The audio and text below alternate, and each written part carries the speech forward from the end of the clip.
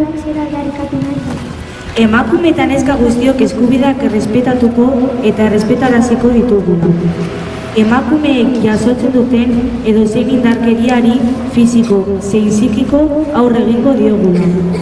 Elkartasunean eta errespetuan oinarritzen diren harremanak bultzatuko ditugu. Elkarrezketan eta laguntasunean oinarritutako eredu eta mezuak erabiliko ditugu. Orain, aldarrikatu dezagun denek batera, emakumeen ganako indarkeriari txartel gorria